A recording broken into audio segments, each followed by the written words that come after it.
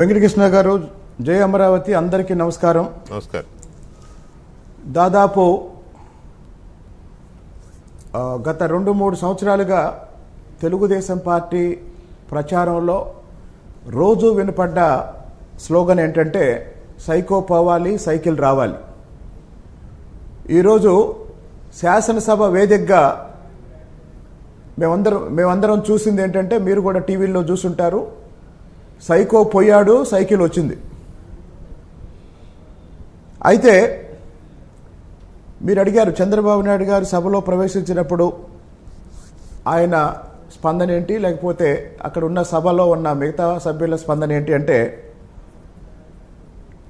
నేను దాదాపు గత 4.5 సంవత్సరాలుగా చంద్రబాబు నాయుడు గారిని కాస్త దగ్గరగా చూసే అవకాశం రావటం వల్ల నాకు నిన్న అమరావతిలో చంద్రబాబు నాయుడు గారితో దాదాపు ఒక పూట తిరిగిన తర్వాత నాకు అర్థమైంది ఏంటంటే, ఎన్నికలు అయిపోయి ఫలితాలు వచ్చిన తర్వాత చంద్రబాబు నాయుడు గారు రాజకీయ నాయకుడు అనే విషయం మర్చిపోయారండి.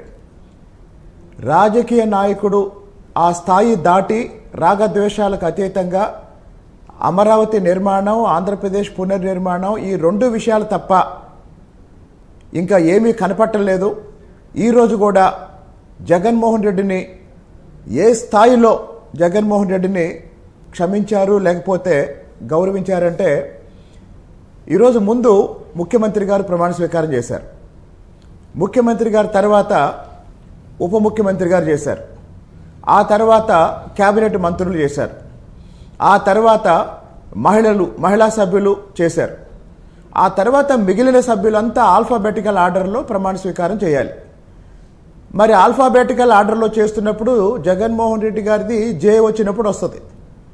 కానీ అతను ప్రతిపక్ష నాయకుడు కాకపోయినా, ప్రతిపక్ష నాయకుడి హోదా అతనికి లేకపోయినా, సాంప్రదాయాన్ని గౌరవించాలన్న ఉద్దేశంతో, వ్యవస్థల్ని గౌరవించాలన్న ఉద్దేశంతో శాసనసభలో ఉన్న తెలుగుదేశం పార్టీ, జనసేన, బీజేపీ సభ్యులు కాకుండా మిగిలింది కేవలం వైసీపీ సభ్యులు మాత్రమే. కాబట్టి ఆ వైసీపీ సభ్యుల క్రికెట్ టీంకి కెప్టెన్ జగన్మోహన్ రెడ్డి కాబట్టి జగన్మోహన్ రెడ్డిని ముందుగానే ప్రమాణ స్వీకారం చేసే అవకాశం ఇచ్చారు. అంటే మళ్ళీ చెప్తున్నానండి, ఇప్పుడు మీరు చూస్తున్న చంద్రబాబు నాయుడు గారు రాజకీయ నాయకుడు కాదు, ఒక రాజనీతిజ్ఞుడు. చాలామంది గత 10 రోజులుగా లేకపోతే ఫలితాలు వచ్చిన తర్వాత చాలా అనుకుంటున్నారు, ఆయనకి ఈ రాష్ట్రాన్ని ఎలా గాడిలో పెట్టాలి, వ్యవస్థల్ని ఎలా గాడిలో పెట్టాలి, ముఖ్యంగా ఆర్థిక రంగాన్ని ఎలా గాడిలో పెట్టాలి, వీటి మీద దృష్టి ఉన్న తప్ప చిన్న విషయాలు ఆయన పట్టించుకోవట్లేదండి. ఇకపోతే ఈరోజు 16వ శాసనసభ అండి. ఆంధ్రప్రదేశ్ ఏర్పడ్డ తర్వాత ఇది 16వ శాసనసభ. అంటే 16 నెలలు జైల్లో ఉన్న జగన్మోహన్ రెడ్డికి రాజకీయ సమాధి కట్టిన శాసనసభ 16వ శాసనసభ. మరి ఈరోజు శాసనసభలో చంద్రబాబు నాయుడు గారు నిన్నటి వరకు ఆయనలో ఆవేదన చూసాం, బాధ చూసాం, కానీ ఈరోజు బాధ్యత చూస్తున్నాం. పవన్ కళ్యాణ్ గారిలో కూడా, లోకేష్ గారిలో కూడా నిన్న రాజకీయ పోరాటం చేసిన క్రమంలో, ఎన్నికలను ఎదుర్కొనే క్రమంలో, కార్యకర్తలని కాపాడుకునే క్రమంలో వీరోచిత పోరాటం చేసినప్పుడు రాజకీయంగా విమర్శలు చేశాం, రాజకీయంగా ఎదుర్కొన్నాం. ఒక్కసారి ఎన్నికలైపోయి ఫలితాలు వచ్చి ప్రజలు ఒక అతిపెద్ద బాధ్యత కూటమికి అప్పగించినప్పుడు కూటమిలోని పార్టీలు, కూటమిలోని పార్టీ నాయకులు జగన్మోహన్ రెడ్డి అనే ఒక వ్యక్తి, ఈరోజు అసలు జగన్మోహన్ రెడ్డిని అసెంబ్లీలో ఎవరు పట్టించుకునేవాళ్ళు లేరండి. ఇంకొకటి, వ్యవస్థల్ని గౌరవిస్తూ ఈరోజు చంద్రబాబు నాయుడు గారు జగన్మోహన్ రెడ్డికి గౌరవం ఇచ్చారు.